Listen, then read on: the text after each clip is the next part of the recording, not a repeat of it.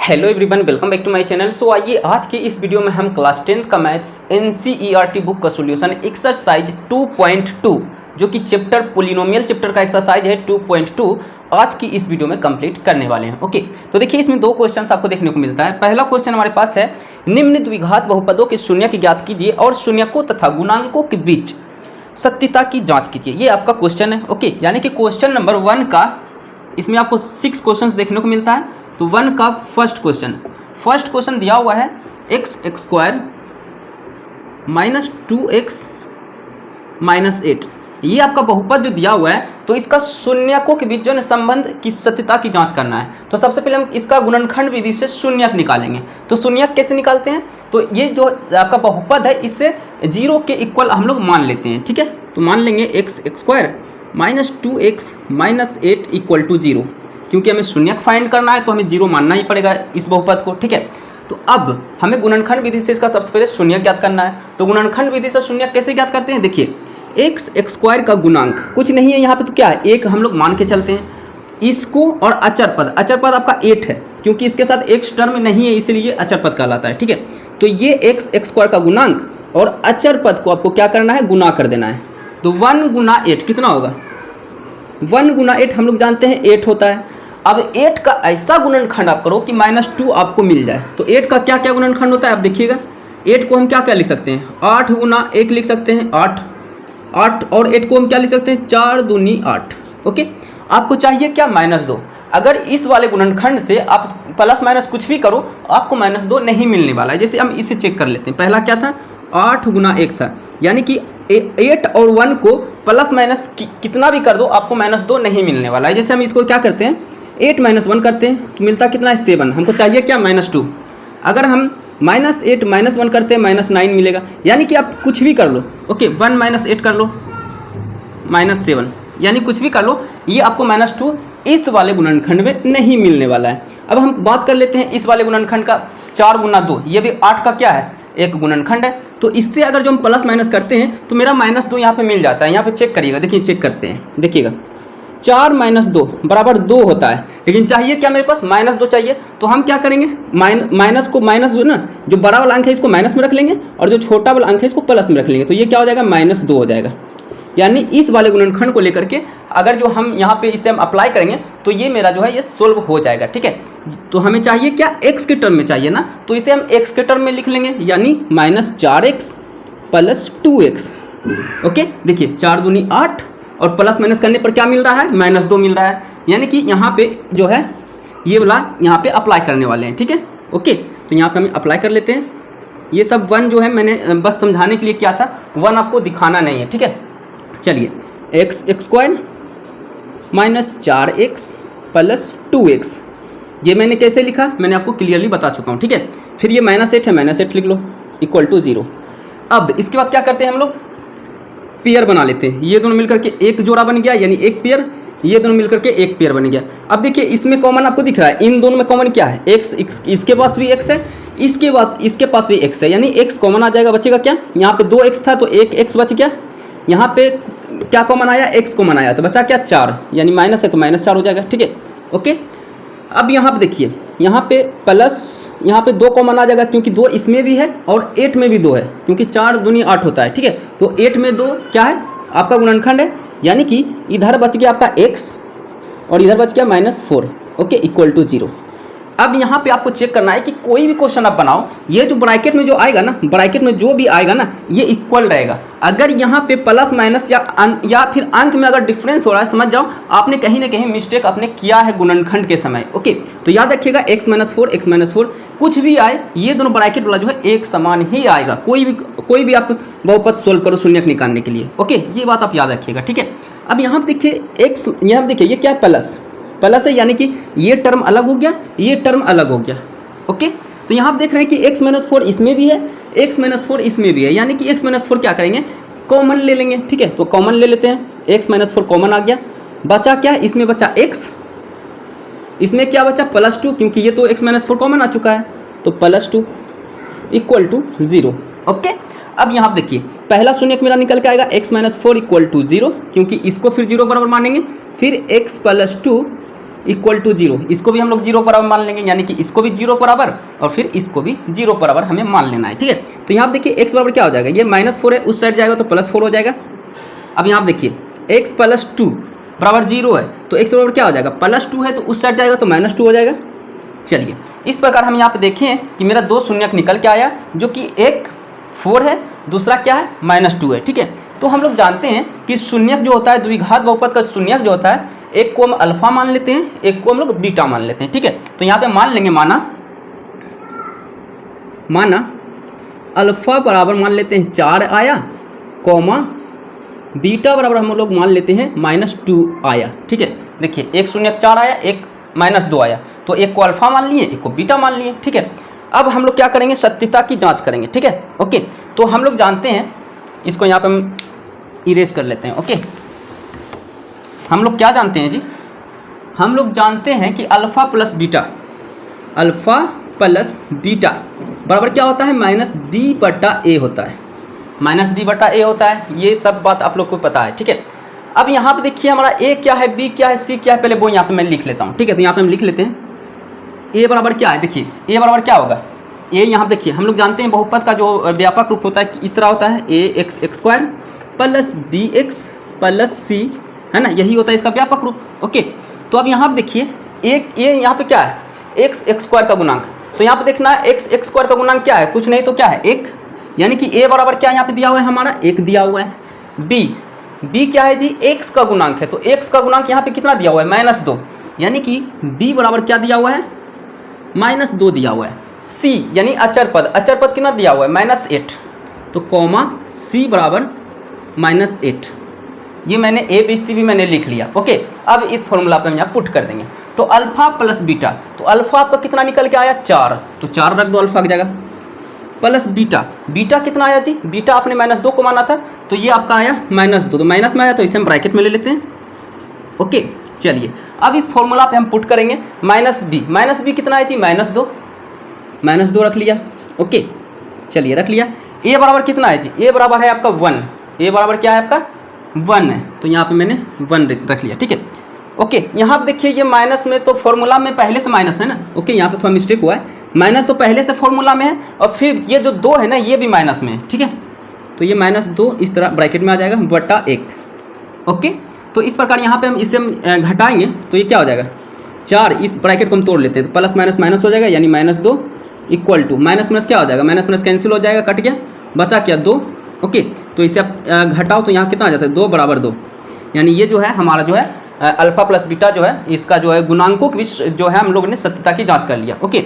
ये क्या था, a b c क्या था, गुणांक था, देखिए ये क्या था x² का गुणांक, b क्या था x का गुणांक, है ना, और c अचर पद था। तो उन सभी के बीच क्या किया मैंने, सत्यता की जांच किया गुणांकों के बीच, ठीक है, ओके। अब हम लोग इसका अल्फा इंटू बीटा निकालेंगे, ये मैंने निकाला अल्फा प्लस बीटा, अब हम लोग निकालेंगे अल्फा इंटू बीटा, ओके।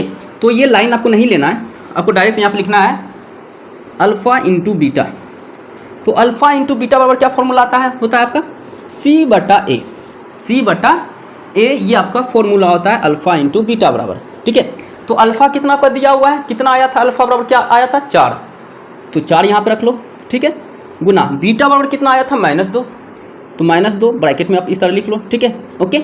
चलिए अब यहाँ पे देखिए C/A, C आपका क्या है, देखिएगा C आपका अचर पद है, अचर पद क्या है, C बराबर -8 है, तो -8 रख लो, ओके, बटा A क्या है जी आपका, देखिएगा A आपका क्या है, A बराबर 1 है, तो 1 रख लो, ठीक है, ओके, रख लिया।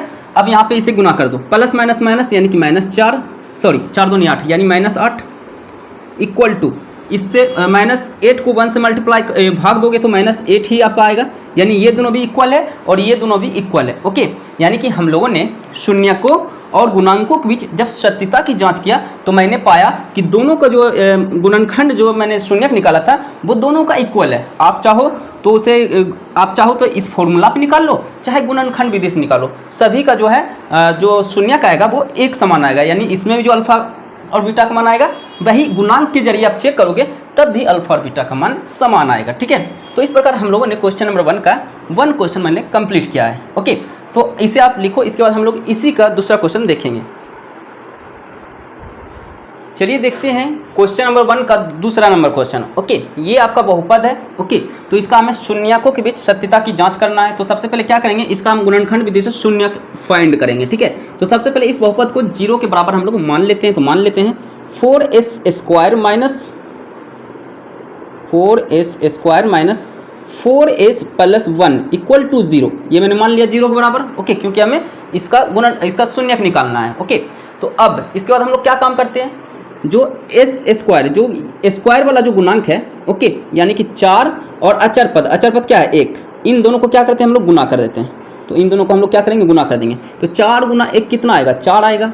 यानी 4 का ऐसा गुणनखंड आप करो कि गुणनखंड करने पर आपको -4 मिले। ओके, तो यहाँ पे हम लोग जानते हैं, चेक करते हैं कि 4 का गुणनखंड क्या क्या होता है। तो यहाँ पे हम चेक कर रहे हैं, तो हम पता हमें चल रहा है कि 4 गुना 1, 4 का एक गुणनखंड हो गया। 4 का दूसरा गुणनखंड हम लिख सकते हैं 2 गुना 2, 2 दूनी 4, ये भी इसका गुणनखंड हो गया। अब हमें कौन सा गुणनखंड यहाँ हम अप्लाई करें कि -4 हमें मिल जाए, वो आपको यहाँ पे चेक करना है। जैसे पहला वाला गुणनखंड की बात करें तो 4 गुना 1, यानी 4 और 1 को आप प्लस माइनस करके -4 आपको पुराना है। तो इस वाले से आएगा या नहीं वो आप चेक कर लेना। इसको हम चेक करते हैं, इससे मेरा आ जाएगा। ठीक है, जैसे देखिए 2 है ना, तो हम 2 + 2 करेंगे तो ये मेरा 4 आता है, लेकिन हमें चाहिए क्या, माइनस में, यानी इन दोनों को माइनस में ले लेंगे। यानी -2 बराबर -4, यानी कि दोनों संख्या को जो गुणनखंड आपका है 2 गुना 2, इन दोनों को माइनस में लेते हैं तो -4 मेरा आ जाता है। तो चाहिए क्या हमें, s के फॉर्म में चाहिए, तो -2s इस तरह हम लोग लिख लेंगे। ओके, तो इस तरह हम लोग s के फॉर्म में लाने के लिए लिख लेंगे। ठीक है, ओके, तो यहाँ पर हम लिख लेते हैं 4s², ओके, -2s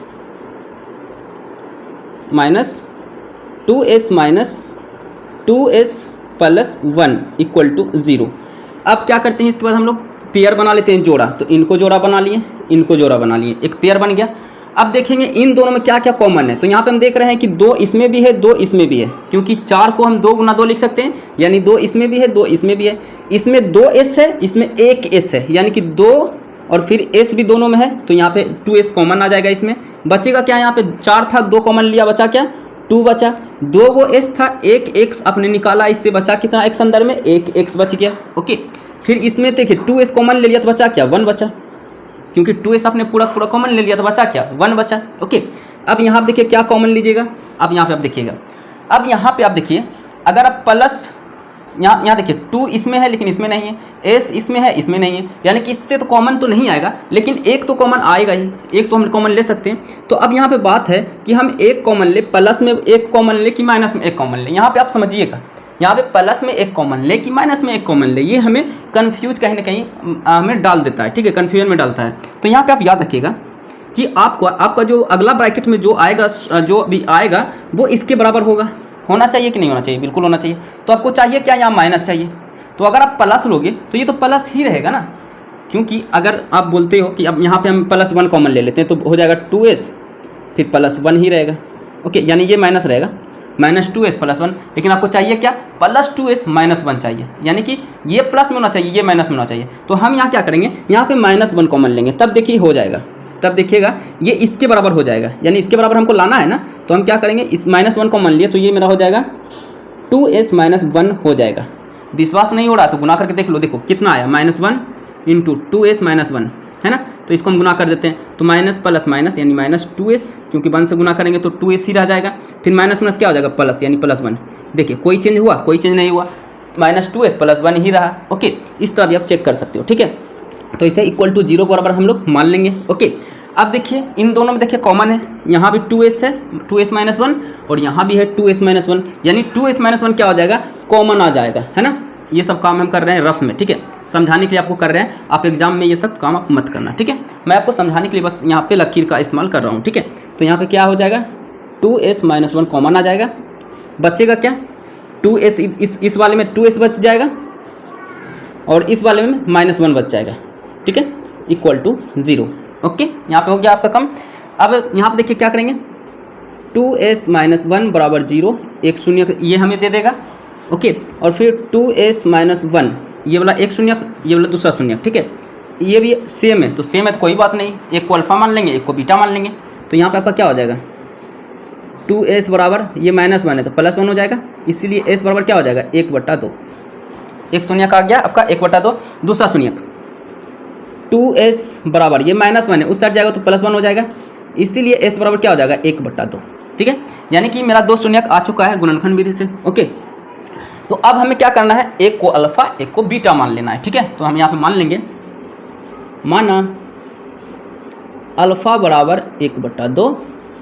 चूँकि दूसरा शून्यक वो भी सेम आया तो इसको हम लोग बीटा मान लेंगे, तो मान लेंगे बीटा बराबर 1/2। ये भी आपका 1/2 ही है, माइनस में नहीं है। ठीक है, ओके, ये मैंने लिख लिया। अब यहाँ पे हम क्या करेंगे, हमें गुणांकों के बीच सत्यता की जांच करना है ना, तो यहाँ पे गुणांक क्या होता है, इसका जो चर संख्या जो आगे वाला नंबर होता है वही आपका गुणांक होता है। यानी कि आपको ABCD निकालना है। देखिएगा, ax² plus bx plus c, इसी यही ना व्यापक रूप हुआ आपका बहुपद का। ओके, चर संख्या की जगह कुछ भी हो सकता है, यहाँ s दे दिया, कुछ भी दे सकता है, p दे सकता है, q दे सकता है, r दे सकता है, कुछ भी हो सकता है। ओके, तो यहाँ पर आप देखिएगा a क्या होता है आपका x² वाले घात स्क्वायर वाले चर का गुणांक होता है। तो स्क्वायर वाले चर का गुणांक क्या है यहाँ पे 4, यानी a बराबर यहाँ क्या हो गया आपका, a बराबर आपका हो गया यहाँ पे 4। ओके, कॉमा b बराबर क्या आ गया आपका, b बराबर चेक करिए तो b क्या होता है x वाले b का x वाला का गुणांक, यहाँ पे हो जाएगा s वाला का गुणांक, तो b बराबर क्या हो गया -4, तो -4 हो गया। अच्छा, c बराबर क्या हो गया, c बराबर चेक करिए तो c होता है अचर पद, तो अचर पद क्या है 1, यानी c बराबर हो गया मेरा 1। ओके, ये मैंने इतना काम कर लिया। ओके, अब हम लोग क्या करेंगे, यहाँ पे फॉर्मूला पुट करेंगे, फॉर्मूला पे यहाँ पे बनाएंगे। फॉर्मूला क्या होता है, पहला अल्फ़ा प्लस बीटा बराबर क्या होता है -b/a। अल्फ़ा कितना आया 1/2, बीटा भी कितना आया, ये भी आया आपका 1/2, इक्वल टू -b/a, -b का मान कितना है -4, -4 पे ये देखिए पहले से फॉर्मूला में माइनस लगा हुआ है, फिर b बराबर -4 है, तो इसको हम ब्रैकेट में लेंगे -4।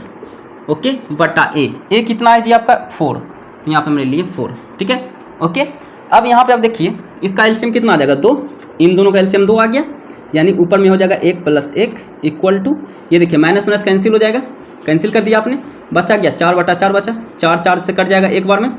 ओके, तो इधर भी आप काटोगे तो 2/2 हो जाएगा, यानी इसे भी काटोगे तो आपको 1 मिल जाएगा। ठीक है, यानी 1 बराबर 1, 1 बराबर 1। ओके, ये इक्वल आ गया, यानी कि हमारा जो है ये जो अल्फ़ा प्लस बीटा का जो शून्यक है वो सही है। ठीक है, अब हम लोग अल्फ़ा इंटू बीटा निकाल लेंगे। ओके, अल्फ़ा इंटू बीटा निकालेंगे इसके बाद। ठीक है, तो यहाँ पर हम लिखते हैं अब अल्फ़ा इंटू बीटा, तो अल्फ़ा इंटू बीटा बराबर हम लोग जानते हैं c/a होता है, तो अल्फ़ा का मान कितना आया 1/2, बीटा का मान कितना आया 1/2। ठीक है, यहाँ इंटू है, इंटू को इस तरह भी हम लोग लिखते हैं। ठीक है, ओके, आप चाहो तो इस तरह भी लिख सकते हो।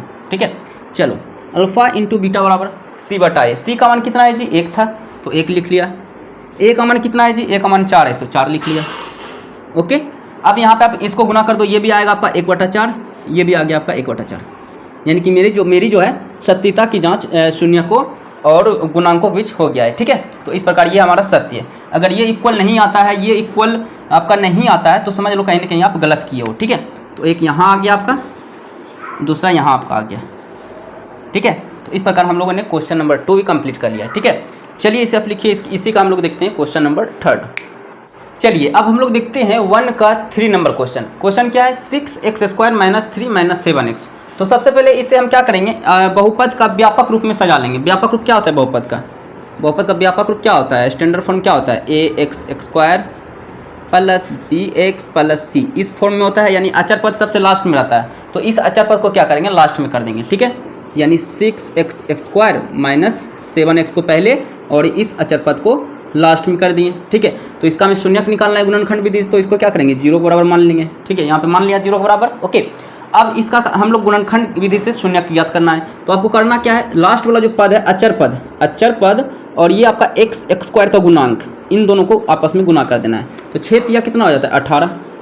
अब यहाँ 18 आया, तो 18 का ऐसा गुणनखंड करो जो कि उससे प्लस माइनस करने पर -7 आपको मिल जाए, ये मिल जाए, ये -7 आपको मिल जाए। ठीक है, तो यहाँ हम क्या करते हैं 18 का क्या क्या गुणनखंड हो सकता है, यहाँ पे पहले हम लिख लेते हैं। 18 को हम 18 गुना 1 लिख सकते हैं, पहला गुणनखंड ये हो गया। 18 को और हम लोग छेद या 18 लिख सकते हैं, दूसरा गुणनखंड हो गया। 18 को और हम लोग लिख सकते हैं 9 दूनी 18। ओके, ये इसका गुणनखंड हो गया। अब यहाँ पे इन तीनों में से कौन सा गुणनखंड हम यूज करें जो कि -7 हमें मिल जाए, ठीक है। तो अगर हम इस वाले से चेक करेंगे तो हमें -7 मिल जाएगा। देखिए क्योंकि हम लोग जानते हैं 9 में से 2 जाएगा 7 हो जाएगा, यानी कि हमें माइनस वाले अंक को, बड़ा वाला अंक को माइनस रखेंगे और छोटा वाला अंक को प्लस रखेंगे तो -7 हमें मिल जाएगा, ठीक है।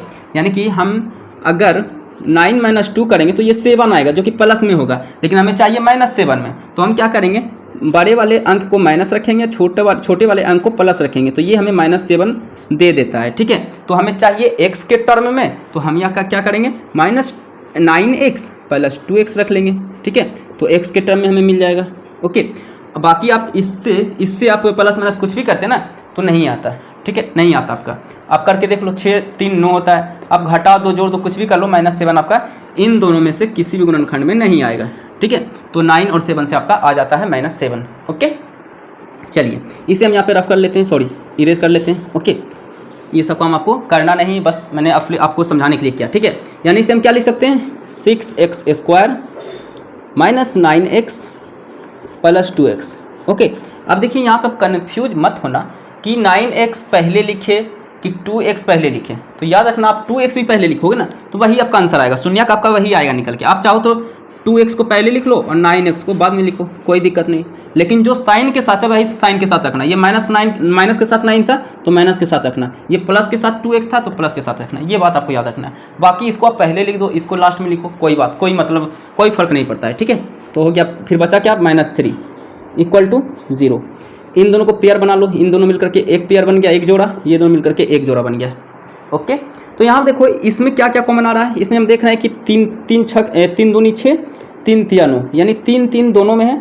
और इसमें 2x है, यहाँ पे 1x है, यानी x भी कॉमन है, यानी 3x कॉमन आ जाएगा इस वाले से, ओके। तो बचेगा क्या, 2x - x तो कॉमन आ गया, तो x तो यहाँ एक ही हुआ था तो यहाँ x नहीं बचेगा। बचेगा क्या, 3 आपने कॉमन लिया तो 3 तिया 9, यानी 3 यहाँ बच गया आपका, ठीक है, ओके।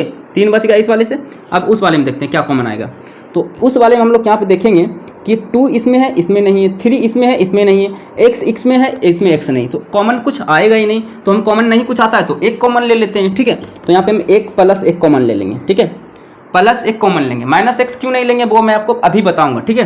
तो ये +1 कॉमन लिए, बचा क्या, 2x - 3, ओके, = 0।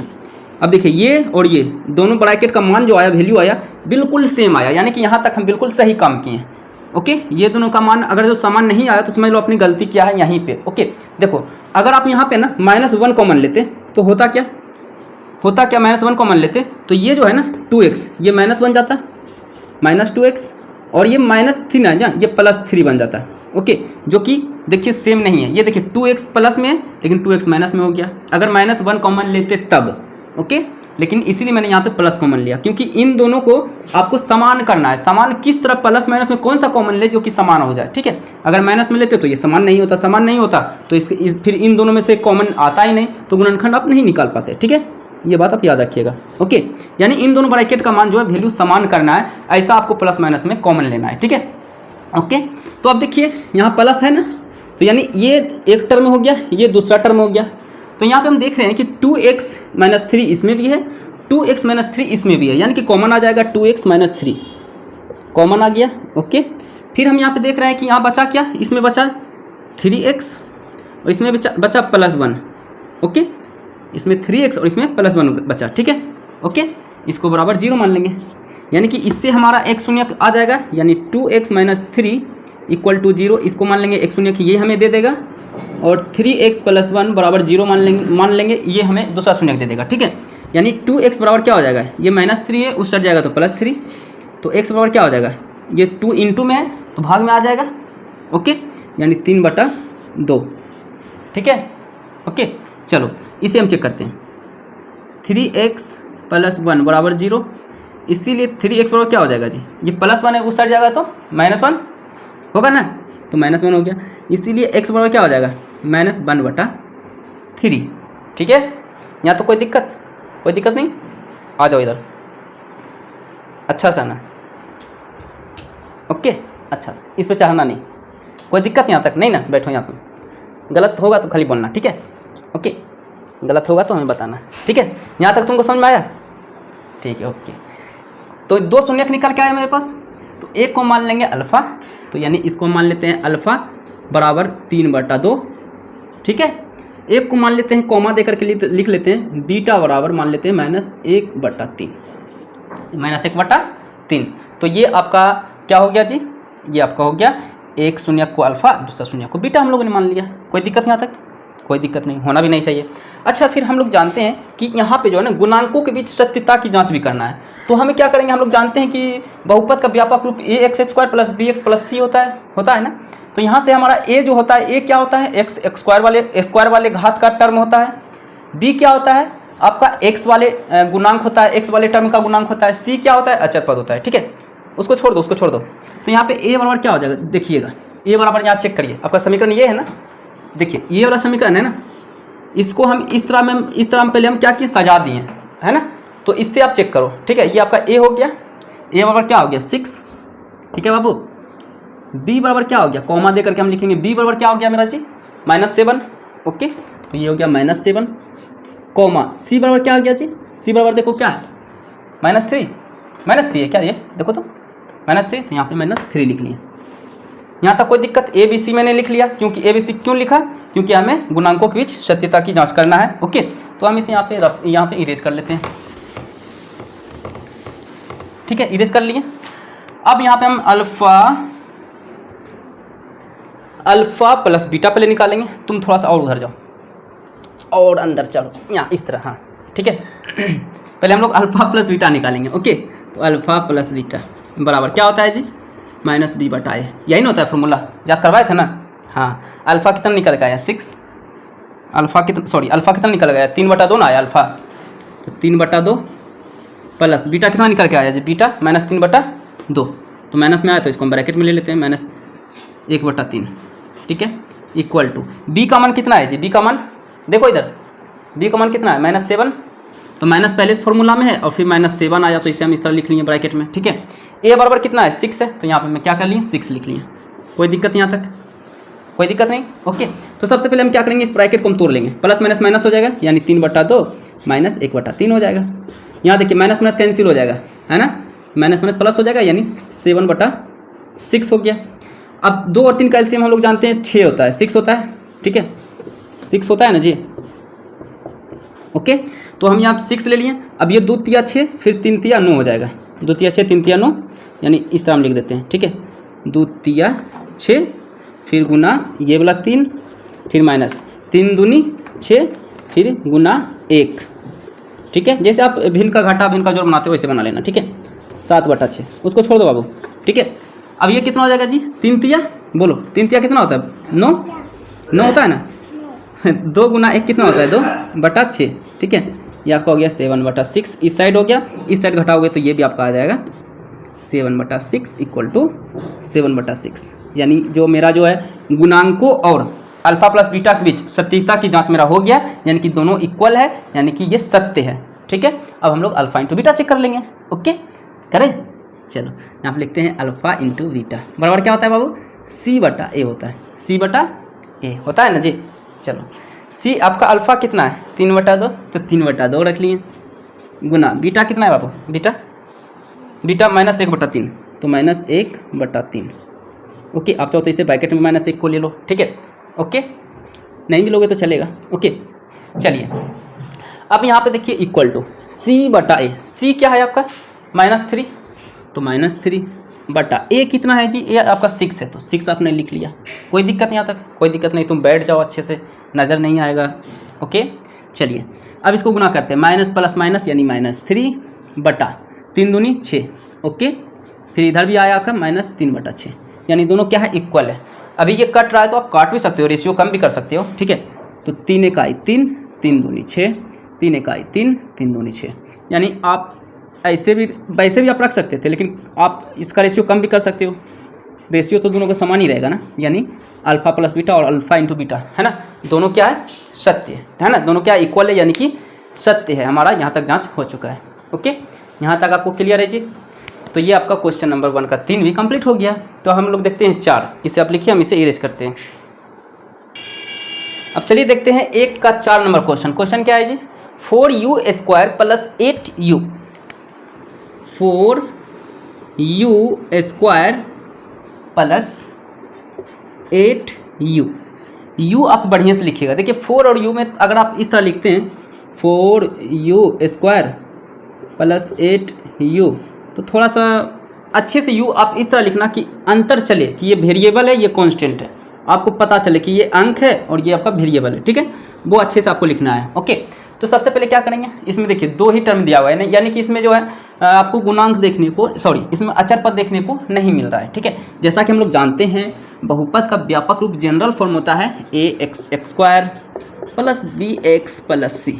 एक्स स्क्वायर वाला टर्म है यानी कि यू स्क्वायर वाला टर्म है, एक्स वाला टर्म है यानी कि यू वाला भी टर्म है, लेकिन c कहाँ गया, c नहीं है तो हम 0 मान के चल लेंगे। मान लेंगे यहाँ पे 0 है, प्लस 0 मान लेंगे। ठीक है, मान लेंगे। ओके, चलिए अभी हम नहीं मानते हैं लेकिन मान लेंगे हम। ठीक है, तो हम यहाँ क्या करेंगे 4u square plus 8u equal to, पहले हम इसको 0 मान लेंगे क्योंकि हमें से इसका शून्यक निकालना है, और हम लोग जानते हैं शून्यक तभी निकाल पाएंगे बहुपद का जब उस बहुपद का जो व्यंजक है उसे हम 0 के बराबर नहीं मान ले। तो ऐसे हम 0 बराबर मान लिए। ठीक है, अब यहाँ पे हम देख रहे हैं 4u दोनों में कॉमन है। ठीक है, तो यहाँ पे देखिए 4u इससे कॉमन आ जाएगा, 4u कॉमन आ जाएगा। यहाँ पे बचेगा क्या, एक u बच जाएगा क्योंकि 2u था तो एक u आया कॉमन, अब 4 तो टोटल आ गया कॉमन, तो बचेगा अंदर में u, इस वाले में सिर्फ u बचेगा।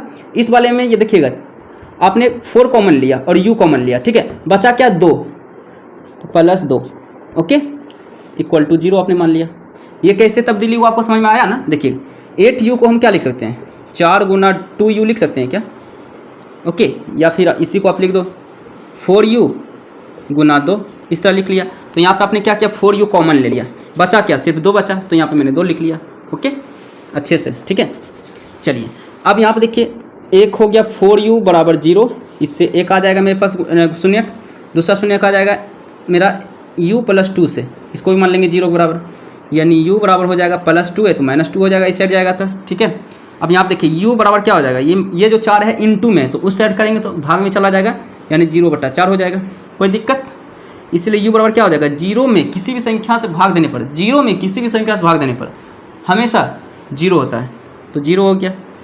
ठीक है, यानी एक शून्यक आ गया आपका 0, दूसरा शून्यक -2। ठीक है, तो यहाँ पे मान लेंगे पहला शून्यक को माना अल्फ़ा बराबर हम लोग मान लेते हैं 0 है, कॉमा बीटा बराबर हम लोग मान लेते हैं -2 है। कोई दिक्कत यहाँ तक जी नहीं ना। तो अब हमें गुणांकों के बीच सत्यता की जांच भी करना है ना, यानी कि हमें a b c भी हमको लिख लेना है। ठीक है, तो अब लिख ले बाबू, लिख लेते हैं। देखिएगा ओके, जैसे यहाँ पे हो गया a बराबर क्या हो गया, देखिएगा a के स्थान पे क्या है जी, स्क्वायर वाले चर पद का गुणांक, तो स्क्वायर वाले चर पद का गुणांक क्या है, 4 है, तो 4 लिख लेंगे a बराबर, कॉमा b बराबर क्या है जी, b बराबर देखिएगा b होता है b होता है रैखिक, यानी कि एक घात वाले चर का गुणांक, तो एक घात वाले चर का गुणांक क्या है 8, तो यहाँ पे हो गया 8।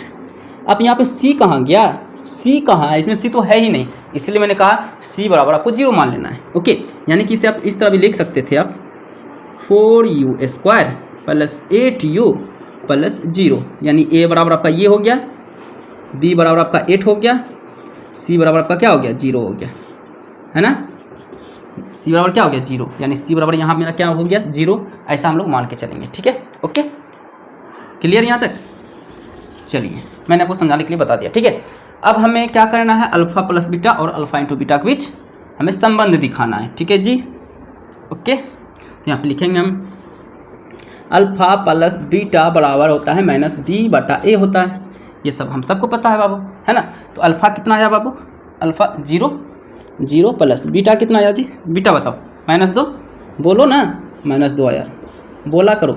b कितना है, b कितना है आपका, देखो b कितना है 8, b कितना है 8, तो माइनस पहले से फॉर्मूला में लगा हुआ है तो माइनस फॉर्मूला के अनुसार दे दिए, 8 प्लस में तो 8 दे दिए, बटा a कितना है बाबू बताओ, a कितना है 4 दे दिए बाबू। ठीक, ओके 4 है, u नहीं, अच्छे से मैं 4 लिख देता हूँ ताकि u की तरह नहीं लगे, 4। ठीक है, अब देखिए प्लस माइनस क्या हो जाएगा माइनस, तो 0 -2 इक्वल टू 4 दूनी 8 यानी -2। ठीक है, अब 0 में कोई किसी 0 को किसी भी संख्या में जोड़ो घटाओ क्या फर्क पड़ने वाला है, कोई फर्क नहीं पड़ने वाला है, यानी ये -2 भी ही रहेगा और ये -2 हो गया। ठीक है बाबू, यानी ये इक्वल है, ये जांच हो गया मेरा अल्फ़ा प्लस बीटा का। अब हम लोग जांच करेंगे अल्फ़ा इंटू बीटा का, है ना जी। अल्फ़ा इंटू बीटा बराबर होता है बाबू सी बटा ए। क्या होता है जी? सी बटा ए। तो अल्फ़ा कितना आया जी? 0 है। इंटू आप इस तरह लिखोगे तो इस तरह लिख दो, नहीं तो इस तरह लिख दो, आपकी मर्जी। गुना के रूप में लिखना चाहते हो तो गुना के रूप में, नहीं तो दशमलव के रूप में इंटू लिखना चाहते हो तो वो भी लिख सकते हो। ठीक है, ओके। अब देखिए हमारा बीटा क्या है? -2, तो -2 ब्रैकेट में लिख लेते हैं इस तरह। सी कितना है जी? 0 लिख लिया, बटा ए कितना है जी? ए आपका 4 है। 4 में अच्छे से लिख लेता हूँ यार, ये यू की तरह लग रहा है, कन्फ्यूज में मत रहो आप। 4 है, ठीक है, बटा 4। ठीक है, अब 0 को किसी भी संख्या में गुना कर दो 0 हो जाता है, तो ये हो गया 0। और 0 से किसी भी संख्या 0 में किसी भी संख्या से भाग करो वो भी 0 हो जाता है, यानी ये भी इक्वल आ गया। ठीक है, ठीक है बाबू, यानी ये मेरा जो है दोनों सत्यता की जांच हो गया गुणांक के साथ। ठीक है, तो ये हो गया पहला वाला, ये हो गया सॉरी ये दूसरा था, ये मेरा पहला था अल्फा प्लस बीटा वाला, और ये अल्फा इंटू बीटा वाला। ठीक है, तो इस प्रकार क्वेश्चन नंबर 1 का 4 भी कंप्लीट हो गया। अब हम लोग 5 देखेंगे, इसे आप लिखिए, हम इसे इरेज करते हैं। ठीक है जी, बोलिए कुछ, इरेज कर दें? ओके ओके, चलिए अब हम लोग देखते हैं 1 का 5वां नंबर क्वेश्चन। क्वेश्चन क्या है बाबू? बोलिए तो। टी स्क्वायर -15 यानी -15, क्या ये आपका क्वेश्चन है? तो सबसे पहले हम इसका गुणनखंड विधि से हमें क्या करना है बाबू? इसका शून्य ज्ञात करना है। ओके, करें? चलिए, तो हम क्या करेंगे, इसको 0 के बराबर मान लेंगे, तभी तो इसका शून्य निकाल पाएंगे। मान ले? ठीक है जी, मान लेते हैं। टी स्क्वायर -15 बराबर 0 मान लिए। ओके, अब इसमें जो है अब वो वाला प्रक्रिया आपको नहीं करना पड़ेगा, क्योंकि इसमें जो है एक टर्म मिस है ना, कोई एक टर्म मिस रहता है। जैसे हम लोग जानते हैं ax² plus bx plus c, ये द्विघात बहुपद का एक्चुअल जो है रूप होता है, यही जनरल फॉर्म में ये पाया जाता है। अगर इन दोनों में कोई एक भी मिस है, इन दोनों में कोई एक मिस रहेगा, है ना, कोई मिस रहेगा, इन तीनों में कह लीजिए कोई भी मिस रहेगा, तो निकालना और भी आसान हो जाता है मेरे लिए ना जी। हमको गुणनखंड करने की कोई जरूरत नहीं होता है, तो डायरेक्ट हम निकालेंगे। टी स्क्वायर बराबर क्या हो जाएगा? ये -15 है, उस साइड जाएगा तो +15, कोई दिक्कत नहीं। अब यहाँ पे टी बराबर क्या हो जाएगा? टी बराबर क्या हो जाएगा? प्लस में माइनस में। देखिए स्क्वायर में ना, जब स्क्वायर जब हम लोग हटाते हैं ना तो रूट लगता है ना उस संख्या पे, तो उसमें 2 आंसर देता है, एक प्लस में देता है, एक माइनस में, इसलिए एक प्लस और माइनस लिख लिए। ठीक है, इस पे रूट 4 जाएगा क्योंकि स्क्वायर यहाँ पे रिमूव किए हैं, हटाए हैं। ठीक है, 15। ओके, यहाँ तक कोई दिक्कत नहीं, यानी कि हम टी बराबर मेरा 0 गो आएगा, एक प्लस में 15 आएगा, ठीक बाबू, और एक माइनस में 15 आएगा, √15। ठीक है, ओके, यानी कि मान लेंगे एक 2 मेरा 0 का आ गया, मान लेंगे माना अल्फ़ा बराबर मान लेंगे +15। ओके, आप चाहो तो अल्फ़ा इसको भी मान सकते थे, -15 को भी, आपकी मर्जी। बीटा मान लेते हैं बाबू इसको, बीटा बराबर -√15। ठीक बाबू, कोई दिक्कत नहीं बउआ। अब हम यहाँ कर क्या आते हैं बाबू, गुणांकों के बीच हमें सत्यता की जांच भी करना है ना, यानी गुणांक क्या होता है? a b, और ये इसका अचर पद हो गया, है ना। तो यहाँ पे हम इस समीकरण को जो है ना इससे कंपेयर करेंगे। टी स्क्वायर -5 = 0 है, तो इसमें देखिए x वाला टर्म नहीं है ना, x चर वाला टर्म इसमें नहीं है, तो हम यहाँ पे क्या करेंगे? टी स्क्वायर माइनस, अच्छा 0 × t करेंगे तो कोई दिक्कत है क्या? 0 × t, ये तो 0 हो जाएगा। 0 × 2 लीजिए, यहाँ पे हम प्लस ले लेते हैं। ठीक है, प्लस ले लेते हैं, 0 × t, फिर ये क्या है? -5। इस तरह हम लिख लिए तो कोई दिक्कत है? कोई गलत काम हम किए? कोई गलत काम नहीं किए, क्योंकि 0 से हम t को गुना करेंगे तो ये तो 0 हो जाएगा।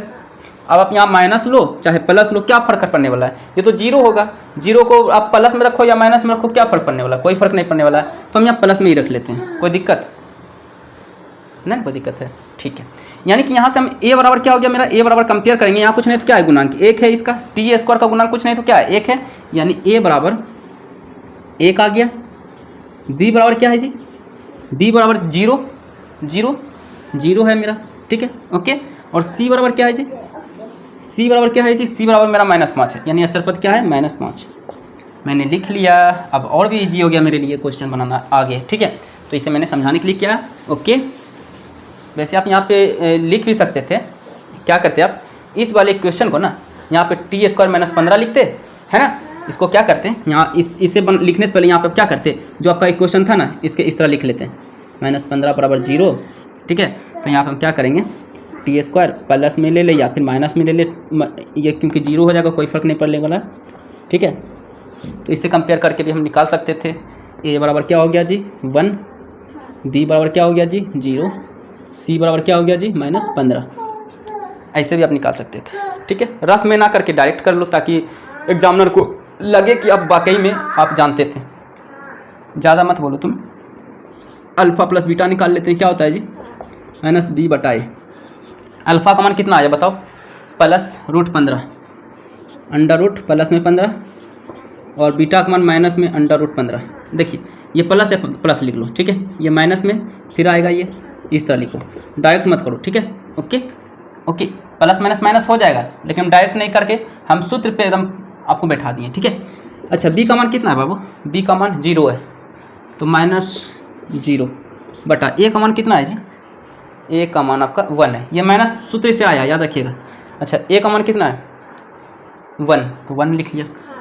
ठीक है, अब 0 को माइनस में रखो या प्लस में रखो, 0 तो 0 होता है। ठीक है, तो ये तो 0 हो जाएगा और यहाँ भी देखिए रूट क्या हो जाएगा 15 प्लस माइनस माइनस माइनस फिर हो जाएगा √15।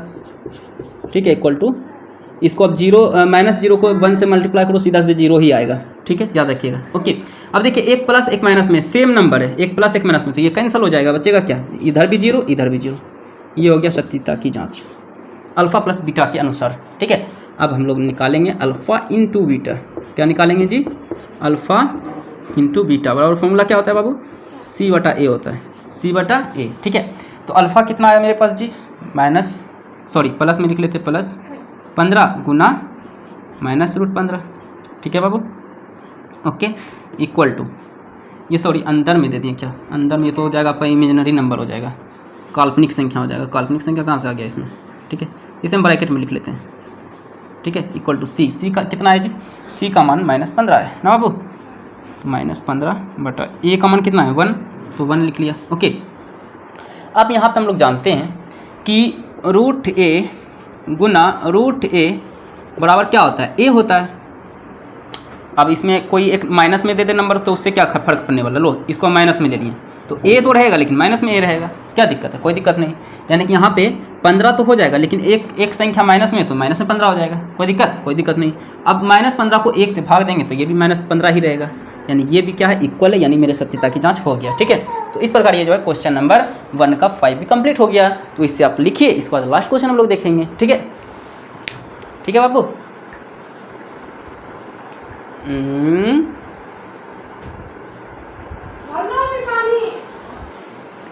आइए हम देखते हैं हम लोग 1 का 6 नंबर क्वेश्चन ना बाबू।